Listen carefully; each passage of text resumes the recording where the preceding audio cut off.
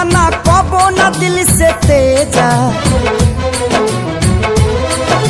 ममता के अनमोल खजाना कबो न दिल से तेजा। धड़केला हरदम बेटा खाती माई के करेजा, कुहकेला हरदम बेटा खाती माई के करेजा। ए भैया, आज हम जौन सुनावतानी अपना माई से सुन ले बनी कि माई के ममता का होला और बेटा के दिल का होला। सुनी ध्यान से सुन ल भाई एगो बेटा के कहानी, मनमोहनी के जाल में पड़ के कैलस बड़ा नादानी।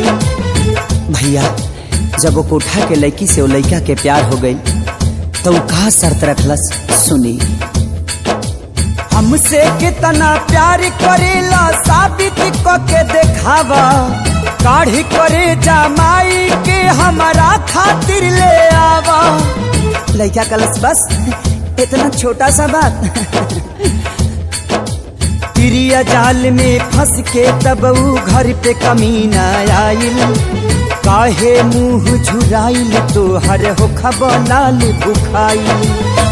ओ माई के ममता तो देखी, वो माई थाली में खाना परोस के ओ लड़का के इंतजार में दुआरी पर बैठल बड़ी आ कहली का, बाबू एने ओने के घूमल छोड़ा अपन देह सहेजा, एने ओने के घूमल छोड़ा अपन देह सहेजा। कुहकेला हरदम बेटा खाती माई के करेजा, धड़केला हरदम बेटा खाती माई के करेजा।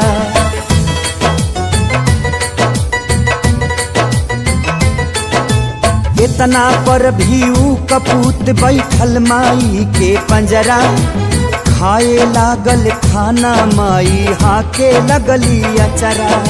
कैसे कि माई पड़ोसी से पैंचा आटा मांग के लिए अली और 4 गो रोटी बनौली। घर में बिना ना रहे तो अचरा के हवा हाँक हाँक और ओकरा मुंह में रोटी खियावे लगली।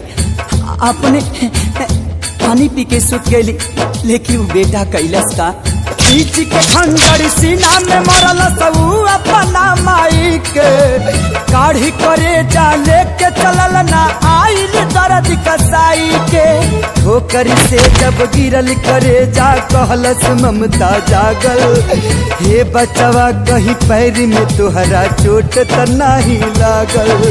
देखी माई के ममता, क्यों करेजा शरीर से बाहर आके भी अपना बेटा के चिंता करता। और वो करेजा से का आवाज आई, बेटा हो तो के चोटी कहीं त न लागल, बेटा हो तो के चोटी कहीं त न लागल।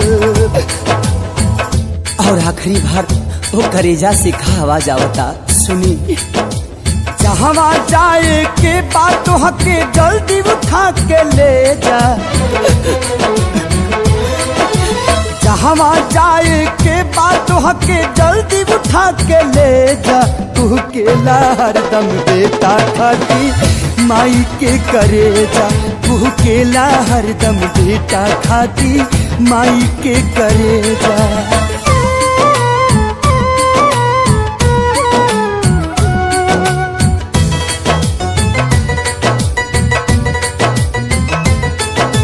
देख करेजा कहलस देखा के तना हई दीवाना हम, तोहरा खातिर माई के भी कैनी याद बेगाना हम।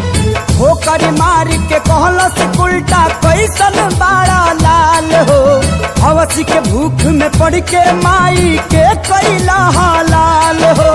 आज तलक न देखनी तोहरा जैसन पूती कसाई के, हमर कहो खब पापी जब न भैला अपना माई के।